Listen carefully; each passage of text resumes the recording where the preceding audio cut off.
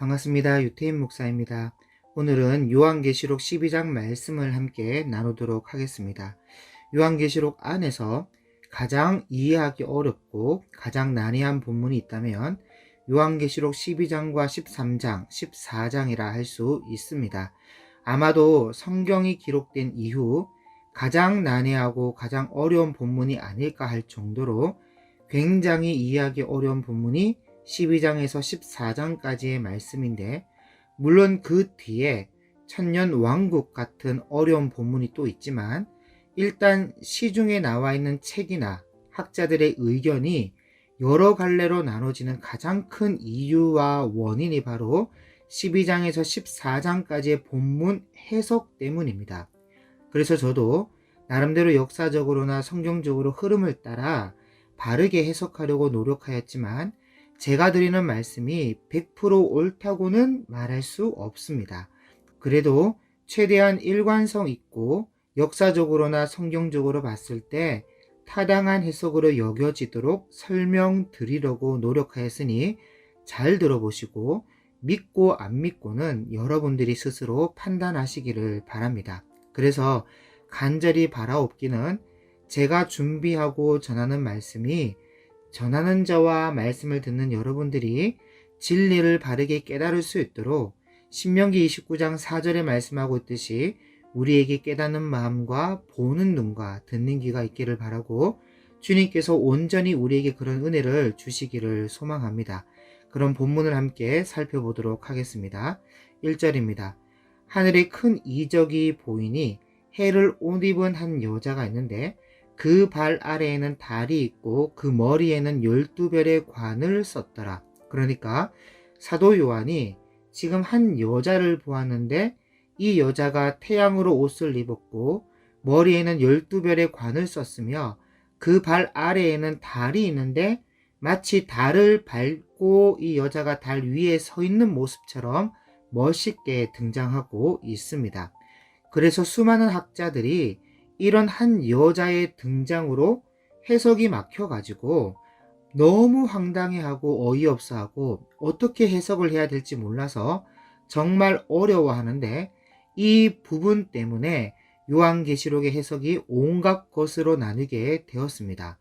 여러분, 보통 성경 본문을 해석하고 바르게 이해하기 위해서는 앞뒤의 문맥을 따라 살펴보는 것이 참 중요한데, 그래서 성경 해석과 관찰에 있어서 장과 장을, 절과 절을, 그리고 문장과 문장을 서로 잘 살펴보는 것이 참 중요하다고 가르치거든요.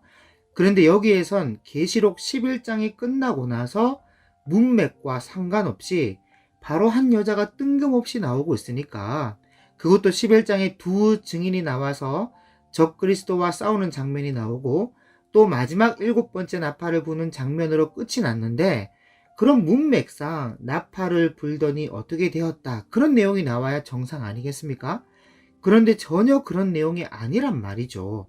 그래서 수많은 학자들이 황당해하고 어이없어하고 이게 무슨 말이냐 하면서 헷갈려 하는데, 그래서 여러 책에서나 여러 학자들이 어떻게 이 부분을 처리했냐면, 요한계시록 12장과 13장은 삽경이라고 설명하고 있어요.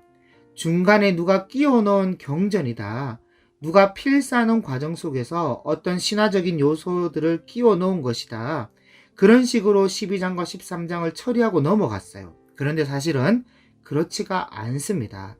제가 볼 때는 이건 그냥 계시록을 보여주고 있는, 또 기록하고 있는 천사가 설명을 제대로 하지 못한 것이다. 그러니까 계시록을 보여주고 있는 천사의 실수다. 설명을 제대로 붙였어야 하는데 설명을 충분하게 해주지 못한 것이다. 저는 그렇게 생각합니다. 그래서 이 본문은 이런 거예요. 앞에서 여러 번 말씀드렸던 것처럼 마지막 나팔을 불면 먼저 죽은 성도들은 무덤에서 일어나 변화된 모습으로 하늘로 올라가고, 그 후에 살아있는 성도들이 호련히 변화되어 휴거하게 되는데, 이 휴거하는 순간이 성도들에게 있어서는 가장 영광스러운 순간이고 성도들에게 있어서는 모든 것을 이루는 끝날이 되거든요. 그리고 이 순간이 성도들에게도 그렇지만 또 성경을 기록하게 하신 하나님에게도 정말 감격스러운 순간이고 역사적인 순간이며 영광스러운 순간이다 보니까 계시록을 보여주는 천사가 12장에 가서 바로 약속하신 대로 호련히 변화되어 휴거되었더라 그렇게 기록을 하지 않은 겁니다. 그리고는 오히려 이 역사적인 날을 기념하기 위해서 지난 역사들의 하이라이트를 보여주고 있는 겁니다. 그러니까 천사가 선택한 방법이 지난 창세로부터 마지막 나팔을 불 때까지의 모든 역사의 중요한 순간을 하이라이트로 보여주고 있는 것을 선택했다는 거죠. 지금까지 어떤 과정을 통해서 어떤 고난과 아픔을 이겨내고 창세기로부터 약속하신 하나님의 큰 계획이 어떻게 이루어져 왔는가 같은 이런 역사의 하이라이트를 압축하여서 보여주는데 그것이 12장과 13장과 14장이라는 겁니다. 그리고 또 그 뒤에 넘어가서 17장과 18장도 그런 식으로 압축하여 보여주고 있는 하이라이트라는 것인데 어쨌든 성도들의 역사가 창세로부터 모든 성도들의 시간이 이 7번째 마지막 나팔로 끝이 나니까 그걸 기념하기 위해서 역사 중에 중요한 일부의 역사를 압축하여 하이라이트로 보여주고 있다. 그렇게 보시면 된다는 것입니다. 마치 이런 것이죠. TV 드라마가 종편에 들어갔을 때 지금까지의 중요한 대목을 하이라이트로 보여주듯이 창세로부터 휴거 때까지의 중요한 그 역사의 부분을 압축하여 보여주는데 먼저 12장은 그런 관점에서 지난 과거로부터 이어져 온 영적인 세계의 일을 압축하여서 보여주고 있다는 것입니다. 그것도 이스라엘을 중심으로 이어져 온 영적인 세계의 일을 보여주고 있는데 하나님께서 이스라엘을 택하셔서 하나님 나라를 세울 때부터 하나님과 마귀와의 영적 싸움, 영적 전쟁을 압축하여 보여주고 있습니다. 그래서 그것이 어디서부터 시작하냐면 야곱의 가정으로부터 시작하고 있어요. 그래서 여러분 요한계시록을 이해하기 위해서는 일단 성경에 대한 기본 지식이 있어야 되는데 일단 구약 성경을 충분하게 읽고 알고 있어야 합니다. 그리고 성경과 역사와 그 가운데 하나님의 마음이 어떠한가를 읽어낼 수 있어야 계시록이 보다 쉽게 이해가 되는데 자 본문 1절을 보면 하늘에 큰 이적이 보이니 해를 옷 입은 한 여자가 있는데 그 발 아래에는 달이 있고 그 머리에는 12별의 관을 썼더라. 자 여러분 여기 해에다가 동그라미 치시고 달에다가 동그라미 치시고 그리고 12별의 관에다가 네모 그렇게 표시해 놓으시기를 바랍니다. 그리고 2절을 보시면 이 여자가 아이를 베어 해산하게 되매 아파서 애를 쓰며 부르짖더라. 하늘에 또 다른 이적이 보이니 보라 한 큰 붉은 용이 있어 머리가 7이요 뿔이 10이라. 그 여러 머리에 7 왕관이 있는데 그 꼬리가 하늘의 별 3분의 1을 끌어다가 땅에 던지더라. 용이 해산하려는 여자 앞에서 그가 해산하면 그 아이를 삼키고자 하더니 여자가 아들을 낳으니 이는 장차 철장으로 만국을 다스릴 남자라. 그 아이를 하나님 앞과 그 보좌 앞으로 올려가더라. 자 여러분 여기 5절에 여자가 아들을 낳으니 이는 장차 철장으로 만국을 다스릴 남자라 라는 여기에다가 줄을 그어 놓으시기를 바랍니다. 여러분 이런 남자라면 누구겠습니까? 당연히 장차 철장으로 만국을 다스릴 남자 예수님이시죠. 그럼 여러분 이 여자가 예수님을 낳았다고 하는데 그럼 이 여자는 누구일까요? 마리아일까요? 여러분 아닙니다. 마리아라고 하니까 문제가 되는 거예요. 많은 해석들이 마리아라고 해석을 하고 있는데 죄송하지만 전혀 아닙니다. 여러분 이 여자는요 마리아가 아니라 이스라엘을 뜻하는 거예요. 이스라엘을 상징적으로 여자로 그려서 보여주고 있는 겁니다. 왜냐하면 예수님이 이스라엘 유대인으로 탄생하시니까 이스라엘 나라를 보여주고 있는 거예요. 그래서 1절에 해와 달과 12별의 관을 보여주고 있다는 것이 무엇을 뜻하는 것이냐? 창세기 37장 9절에 보면 요셉이 다시 꿈을 꾸고 그의 형들에게 말하여 이르되 내가 또 꿈을 꾼즉 해와 달과 11별이 내게 절하도이다 하니라. 이런 말씀이 있어요. 11개의 별이 요셉의 별에게 절을 했다고 하니까 총 12개의 별이죠. 그러니까 야곱의 아들로부터 12지파가 나오고 이스라엘 나라가 세워지며 이 이스라엘 나라에서 그리스도 메시아가 탄생하니까 1절에서 이 여자가 태양으로 옷을 입었고 머리에는 12별의 관을 썼으며 그 발 아래에는 달이 있다는 것을 보여주고 있는 겁니다. 그래서 2절에 이 여자가 아이를 베어 해산하게 되며 아파서 애를 쓰며 부르짖는데, 여러분 사탄 마귀의 머리를 부술 메시아, 우리를 죄에서 구원하시고 죄와 사망의 권세를 깨뜨릴 메시아 그리스도가 탄생하게 되니까 3절에 하늘에 또 다른 이적이 보이니 보라 한 큰 붉은 용이 있어 머리가 7이요 뿔이 10이라 그 여러 머리에 7 왕관이 있는데. 자, 여러분 여기 한 큰 붉은 용, 이게 누구냐? 사탄 마귀인데 우리가 여기서 눈여겨봐야 될 것이 이 마귀의 머리가 7이라는 겁니다. 여러분 이것이 의미하는 바가 뭐냐면 그만큼 마귀가 교활하고 지혜롭다는 거예요. 그래서 오죽하면 예수님께서 너희가 뱀처럼 지혜로워라 그렇게 말씀하시겠습니까? 그만큼 머리가 7일 정도로 사탄 마귀가 놀라운 지혜를 가지고 있다는 것이고, 그리고 또 뿔이 10개입니다. 뿔. 여러분 뿔이 의미하는 바는 권세와 능력을 의미하는데, 뿔이 10개라는 것은 세상 권세를 이 사탄 마귀가 다 가지고 있다는 그런 말이에요. 마귀가 세상 권세를 딱 쥐고는 마음대로 좌지우지할 수 있을 정도로 막강한 권세를 가졌다는 겁니다. 여러분 예수님께서 마귀에게 시험을 당하실 때 마귀가 예수님을 지극히 높은 산으로 데려가죠. 그리고는 천하 만국과 그 영광을 보여주면서 하는 말이 만일 내게 엎드려 경배하면 이 모든 것을 네게 주리라 그렇게 말하거든요. 지금 마귀가 예수님 앞에 놔두고 사기를 치거나 거짓말을 하거나 말을 지어내거나 그런 것이 아닙니다. 현실, 사실을 말하고 있어요. 실제로 다 자기 겁니다. 물론 여러분 원래는 다 천하 만국과 그 영광이 다 하나님의 것이어야 정상인데, 문제는 세상이 하나님을 등져버리고 사탄 마귀에게 복종해 버리니까 세상 권세가 다 사탄 마귀에게 돌아가 버리고 하나님은 다 빼앗긴 상태였다는 것이죠. 그래서 마귀의 말을 듣고 예수님이 너 무슨 소리냐, 너 거짓말 하지마 그렇게 하신 것이 아니라 사탄아 물러가라 그렇게 나온 거예요.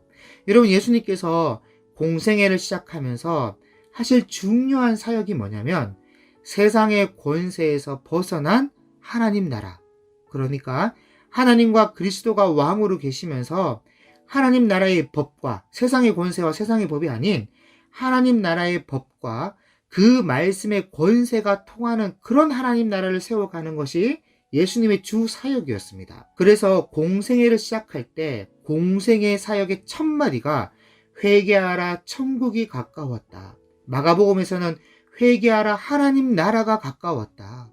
예정된 자들에게 복음을 전하고 복음을 전파하고 복음을 가르치고 그리스도를 구주로 영접하게 만들고, 그리고 영접하는 자 곧 그리스도를 믿는 자에게 하나님 나라의 자녀가 되는 권세를 주심으로 하나님 나라를 오늘날까지 확장해 나가신 거예요. 그래서 오늘 우리가 살아가는 세상은 예수님이 시험 당할 때와 같이 마귀에게 모든 권세가 넘어가 있는 그런 세상이 아니라 지금은 예수님이 왕으로 계신 하나님 나라의 권세와 사탄 마귀가 왕으로 있는 세상 나라의 권세가 현재 대치하고 대립되어 있는 그런 상태의 세상이라는 것입니다. 그런데 문제는요, 물론 끝에 가면 결국에는 하나님 나라의 권세가 승리하겠지만 끝에 가기 전까지는, 그 끝이 오기 전까지는 세상의 권세가 훨씬 더 힘이 세서 교회가 감당을 못해요. 요한계시록 뒤에 가면 자세히 살펴보겠지만 마지막 때의 교회는 세상 권세에 깨지고 무너지고 순교하고, 마치 로마의 10대 박해 때 네로 황제로부터 디오클레티아누스 황제까지 AD 64년부터 311년까지 10번에 걸친 10대 박해보다 더 무참하게 교회는 무너지고 고난을 당하게 됩니다. 그래서 이 마귀의 권세, 세상의 권세는 교회가 감당치 못할 정도예요. 지금 우리야 결국엔 승리하고 이기리라 그렇게 말하고 있지만 예수님이 다시 강림하시기 전까지는 여지없이 당하고 또 당합니다. 그러니까 그만큼 세상 권세를 쥐고 있는 마귀의 권세와 능력이란 대단하다는 거예요. 7머리의 10뿔과 또 각 7머리마다 왕관을 쓰고 온 세상을 주무르고 있을 때 이 붉은 용이 메시아를 죽이려고 노력했다는 거예요. 그리고 4절에 보면 이 마귀의 추종자가 얼만큼 많은지 잘 보여주고 있는데 그 꼬리가 하늘의 별 3분의 1을 끌어다가 땅에 던지더라.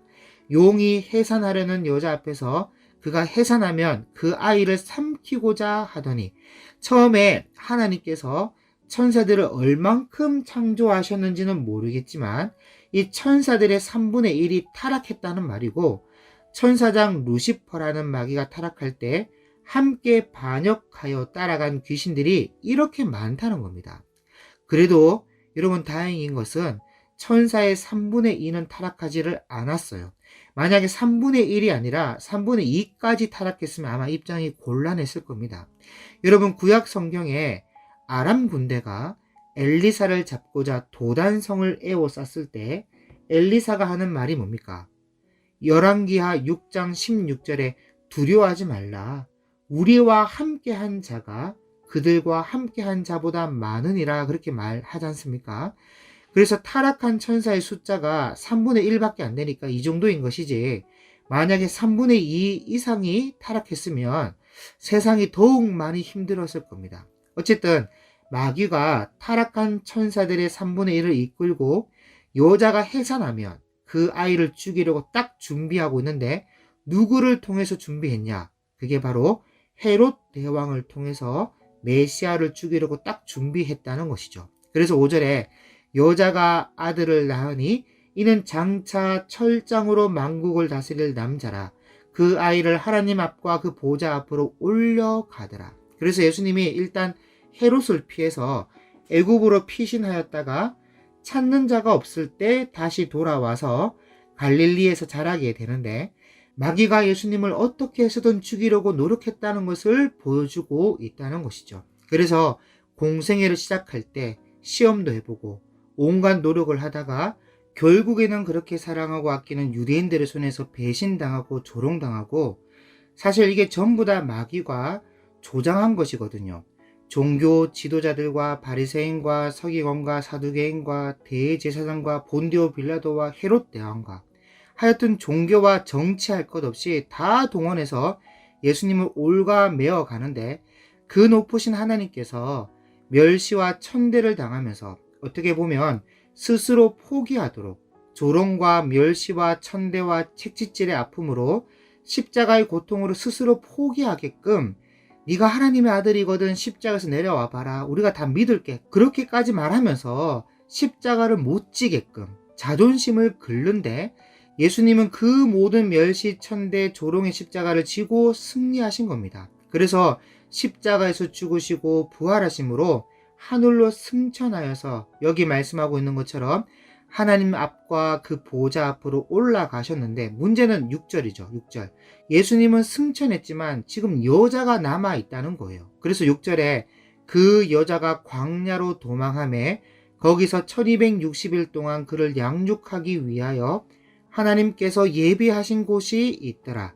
자, 여기 여자는 아까 말씀드렸던 것처럼 이스라엘인데, 이스라엘 중에서도 대상이 두 부류로 나눠집니다. 하나는 유대교 유대인과 또 하나는 그리스도인 유대인인데, 먼저 유대교 유대인들은 AD 70년에 로마에 의해 예루살렘에서 거의 다 죽임을 당했습니다. 왜냐하면 하필 그때가 6월절이었고 6월절을 지키겠다고 디아스포라 유대인들까지 어마어마하게 몰려왔거든요. 물론 디아스포라 모든 유대인들이 다 몰려온 건 아닙니다. 그런데 많이 몰려왔습니다. 그런데 그때에 로마가 예루살렘을 에워싸서 살육을 저지르는데, 그때 거의 다 죽임을 당했고 그 가운데서도 일부 살아남은 사람들과 돌아오지 않은 디아스포라 사람들이 세상 만국으로 흩어졌기 때문에 이스라엘이 보존될 수 있었던 겁니다.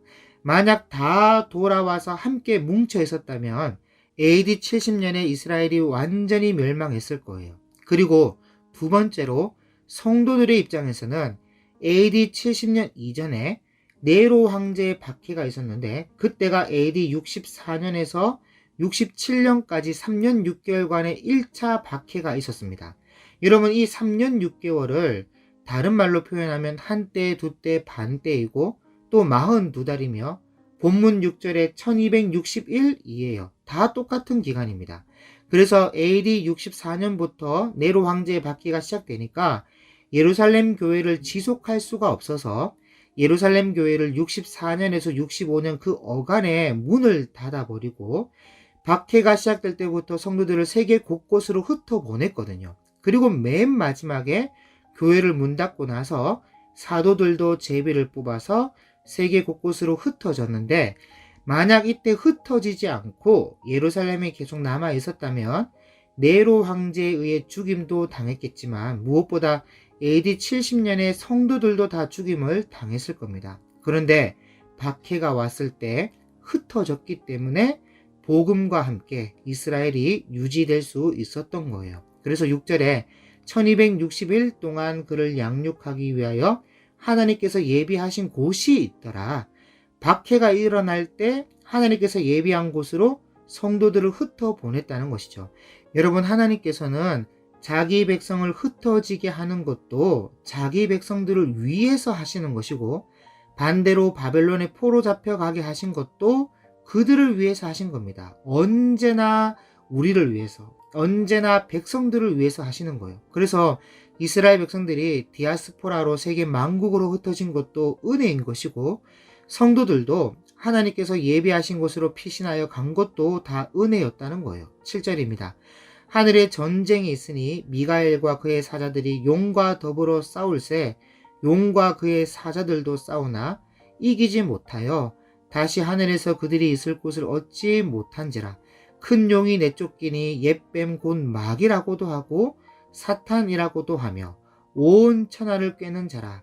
그가 땅으로 내쫓기니 그의 사자들도 그와 함께 내쫓기니라. 여기 7절에서 9절은 또 다른 이야기인데요. 우리가 알지 못하는 영적인 세계에서 미가엘 천사와 이 마귀 루시퍼와의 영적인 전쟁이 있었다는 겁니다. 이것은 루시퍼가 천사 3분의 1을 자기 편으로 만들었다면 당연히 하늘에서 전쟁이 일어날 수밖에 없지요. 그래서 미가엘과 3분의 2의 천사들이 루시퍼와 3분의 1의 귀신과 싸웠는데 그때 마귀가 패배하고 하늘에 있을 곳을 얻지 못해서 떠돌고 있다가 땅으로 쫓겨나게 된 겁니다. 그리고 나서 그 이후에 얼만큼 시간이 지났는지는 모르겠지만 하나님께서 온 세상을 창조하신 겁니다. 그리고 사람을 창조하셨어요. 그래서 큰 용이 땅으로 쫓겨났는데 9절에 보면 이 용의 이름이 여러 개가 나옵니다. 큰 용이라고도 하고 옛 뱀이라고도 하고 마귀라고도 하고 사탄이라고도 하는데 참 이름이 많죠. 명함이 몇 개인지 몰라요. 큰 용, 옛뱀, 마귀, 사탄, 루시퍼. 그런데 이게 다 한 놈이에요. 한 놈. 그리고 여기서 중요한 것은 이 사탄 마귀가 바로 온 천하를 깨는 자라는 겁니다. 온 천하를 깨는 자. 이 말의 뜻이 참 중요한데 이 머리가 7개인 지혜로운 이 큰 용 마귀가 온 세상을 깰 때 제일 먼저 무엇으로 깨었냐? 가장 잘한 것이 종교를 만든 거예요. 종교를. 제일 먼저 바벨탑에서부터 종교를 만들어서 세상을 꿰기 시작하는데 하나님을 믿고 하나님을 섬겨야 하는 세상이 이때부터 하나님께 등을 지고 하나님을 떠나기 시작했다는 겁니다. 그리고는 그들이 만든 종교들, 그 종교의 신이 자신을 구원해 줄 것처럼 그렇게 쏟고 속이는데 마귀가 만든 수많은 대체의 종교들을 통해서 참 진리 되신 예수님을 믿지 못하도록 했어요. 그리고 온 세상은 다 여기에 쏘갔습니다. 고리타분하게 매주일 교회 갈 필요가 뭐가 있냐? 쉬운 것을 믿어라 하면서 얼마나 종교를 많이 만들어내는지 지금도 끝없이 만들어내고 있어요. 이단도 만들고 사이비도 만들고 뭐 그냥 아무거나 골라 잡아라, 아무거나 믿어라 하면서 대체 종교를 지금도 계속 만들어내고 있습니다. 그리고 신화와 전설을 만들어내고 성경도 신화다 하면서 이미 어떤 교단의 신학교 안에서도 성경은 신화적 학설에 불과한 것처럼 가르치고 있고, 그래서 성경을 통해 일반 교훈적 메시지만 가져가면 되는 것이지 그 내용을 그대로 믿을 필요는 없다. 성경은 그저 교훈을 목적으로 한 신화에 불과하다 하는 식으로 가르치는 신학 교단도 있습니다. 여러분 다 쏟고 있는 거 다 쏟고. 그리고 하나님이 세상을 창조했다는 것을 믿지 못하도록 진화론을 만들고 하여튼 과학자도 속이고 철학자도 속이고 온 천하를 꿰고 속이는 마귀에게 온 세상이 다 속고 있는 것이죠. 사람의 지혜로는 머리가 7개인 마귀의 지혜를 감당할 수 없어요. 그래서 속지 않는 유일한 방법이 있다면 성경에 있는 비밀과 성경에 기록되어 있는 진리를 아는 것, 그리고 그 진리 위에서 털을 닦고 집을 지어서 반듯하게 서 있는 것, 그래야 무너지지 않을 수 있고 속지 않을 수가 있는데, 문제는 이게 쉽지가 않다는 거예요. 자신의 정체가 탄로나지 않기 위해서 또 계속 속이기 위해서는 어떻게 해서든 사탄 마귀는 사람들을 교회 안으로 못 들어가게 하고, 혹 들어간다 하더라도 진리의 말씀이 전해지지 않는 교회로 그저 교훈적 메시지만 난무하고 신비한 능력만 사모하는 교회로, 성경 자체를 전혀 가르치지 않고 또 전혀 가르쳐내지 못하는 실력 없는, 성경에 대해서는 전혀 실력이 없는 교회로 인도해서 성경을 아예 모르게 하는 겁니다. 이게 사탄의 방법이에요. 성경을 아는 것이 그게 뭐가 중요하냐, 구원받았으면 된 거지, 너 매주 교회 가서 예배 드리지 않느냐, 그럼 대체 뭐가 필요하냐, 이런 식으로 성경의 진리가 통하지 않도록 해요. 그래서 성경을 못 보도록 하기 위해서 미디어로부터 온갖 예능과 드라마와 영화와 스포츠와 하여튼 세상 문화 속으로 완전히 동화되도록 인도하고, 어차피 교회 갈 거면 비진리를 쫓아 사역하는 교회로 가도록 해서 그냥 거기서 성경을 모른 채 만족하고 살아라, 그런 식으로 마귀가 지혜를 발휘하고 있습니다. 다 쏟고 있는 거예요. 10절입니다. 내가 또 들으니 하늘이 큰 음성이 있어 이르되 이제 우리 하나님의 구원과 능력과 나라와 또 그의 그리스도의 권세가 나타났으니 우리 형제들을 참소하던 자 곧 우리 하나님 앞에서 밤낮 참소하던 자가 쫓겨났고, 또 우리 형제들이 어린 양의 피와 자기들이 증언하는 말씀으로서 그를 이겼으니 그들은 죽기까지 자기들의 생명을 아끼지 아니하였도다. 그러므로 하늘과 그 가운데 거하는 자들은 즐거워하라. 그러나 땅과 바다는 화 있을진저 이는 마귀가 자기의 때가 얼마 못된 줄을 알므로 크게 분내어 너에게로 내려갔음이라 하더라. 자, 이렇게 말씀하고 있는데, 여러분 이 말씀도 앞의 말씀과 이어지지 않는 또 다른 이야기인데요. 자, 10절에 보시면 이제 우리 하나님의 구원과 능력과 나라와 또 그의 그리스도의 권세가 나타났으니 라고 했을 때, 이것이 뭐냐면 예수님의 죽으심과 부활하심과 승천하심에 따른 그리스도의 권세가 나타나게 된 것을 말하는 겁니다. 그래서 하나님 나라가 이 땅에 임하고 그 하나님 나라의 왕이 그리스도가 되시고 복음의 능력과 그 권세가 하나님 나라가 확장해 나가는 것을 말하고 있는 거예요. 그럼 당연히 마귀가 가만히 있지 않겠죠.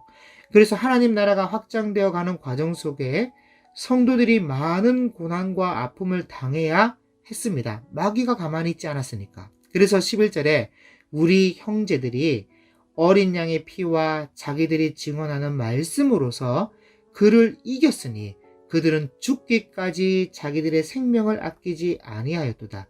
초대교회 때부터 유대교로 인한 박해와 로마의 10대 박해와 수많은 성도들이 복음의 증인으로 살다가 고난을 당하고 순교하며 끝까지 인내하면서 지금까지 왔거든요. 그래서 하늘에서도 즐거운 겁니다.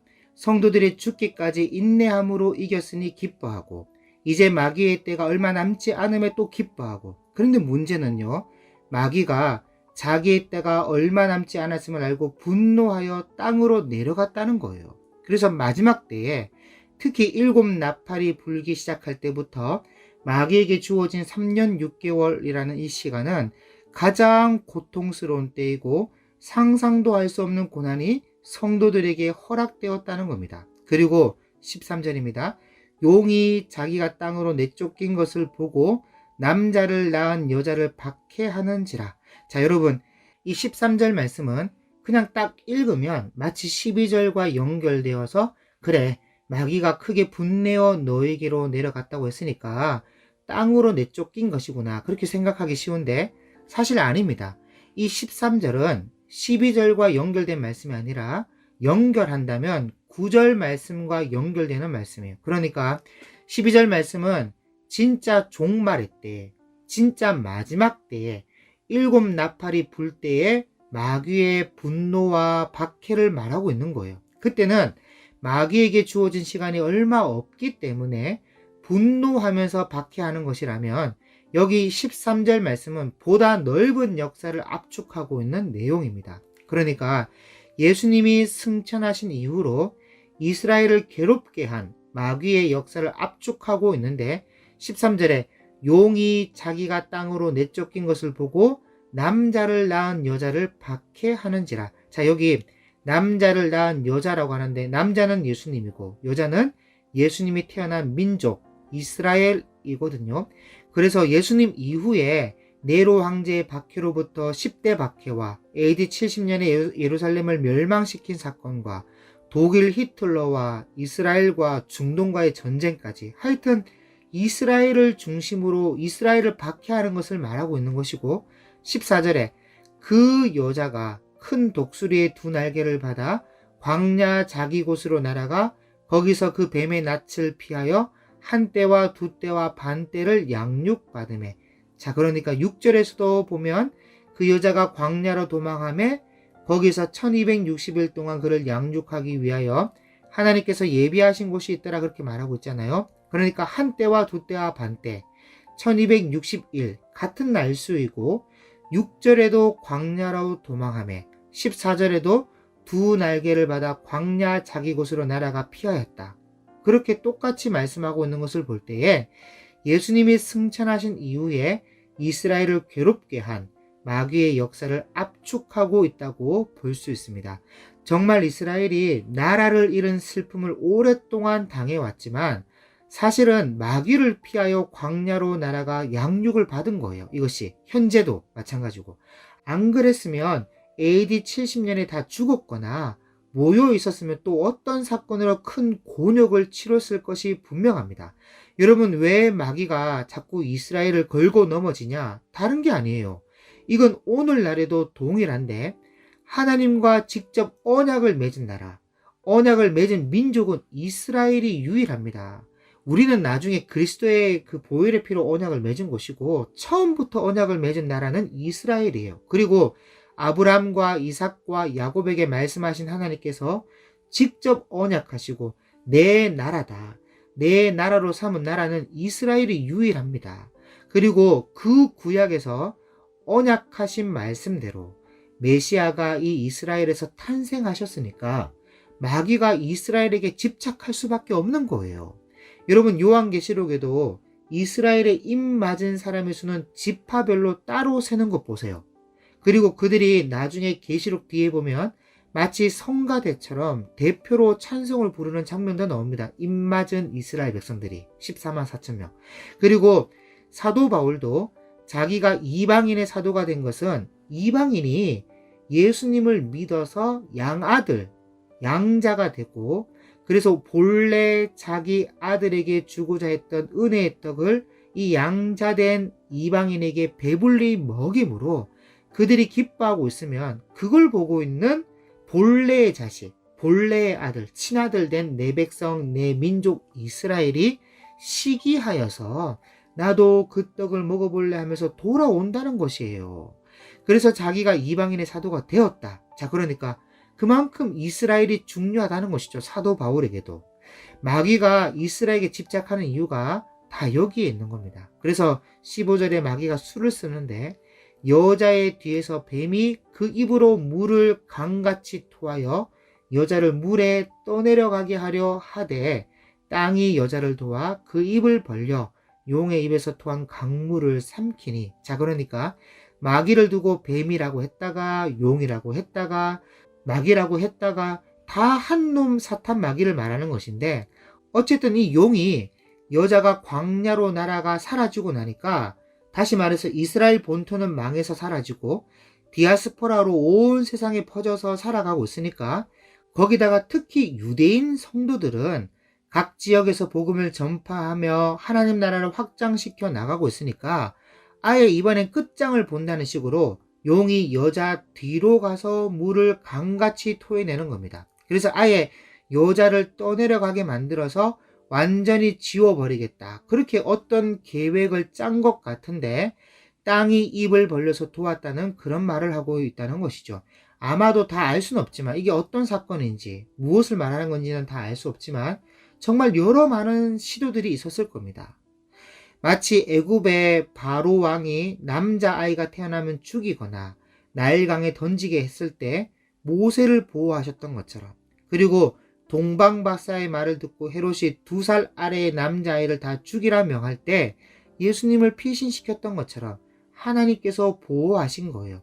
그래서 얼마나 용이 화가 나는지 17절을 보시면, 용이 여자에게 분노하여 돌아가서 그 여자의 남은 자손 곧 하나님의 계명을 지키며 예수의 증거를 가진 자들과 더불어 싸우려고 바다 모래 위에 서 있더라. 자, 여기 여자의 남은 자손이라는 표현이 있죠. 이 말은 처음 나오는 표현인데, 여자의 남은 자손이라고 하는 이 말은 이스라엘의 남은 자손이라는 말인 것이고, 그럼 이스라엘의 남은 자손은 누구냐라고 했을 때 이스라엘의 믿는 자들뿐만 아니라 양자가 된 믿은 이방인들까지 다 합친, 다시 말해 성도를 말하는 거예요. 유대인이든 헬라인이든 하나님의 계명을 지키며 예수의 증거를 가진 자들이 전부 이스라엘의 남은 자손, 여자의 남은 자손이 되는 겁니다. 자, 왜냐하면 이스라엘 유대인 사도들로부터 복음이 전파되었고 빌립 집사 같은 유대인들에 의해서 복음이 전파되었으니까, 그래서 모든 영적인 신령한 복음이 예루살렘 교회로부터 시작되었으니까 온 세상의 모든 성도들은 이스라엘의 남은 자손이 되는 겁니다. 남은 자손. 그래서 마귀가 분노하여서 마지막 성도들과의 전쟁을 대비하고 더불어 싸우려고 바다 모래 위에 서 있는데, 이때는 진짜 마지막 때에 있을 전쟁이고, 이때는 여러분 성도들이 패배합니다. 요한계시록 앞에서 말씀드렸죠. 성도들이 져요. 그리고 하나님이 정하신 3년 6개월이라는 시간 동안 마귀가 마음대로 성도들을 괴롭히도록 내버려 두시는데, 이때 순교자의 피가 다 차게 됩니다. 그런 다음 휴거가 있고 대접 재앙이 있으며 그 뒤에 예수님이 오시는 거예요. 그리고 성도들과의 전쟁에서 승리한 마귀가 3년 6개월 동안 성도들을 괴롭히는 장면이 13장에 나오는데, 13장은 다음 시간에 함께 살펴보도록 하겠습니다. 오늘은 여기까지 하겠습니다. 감사합니다.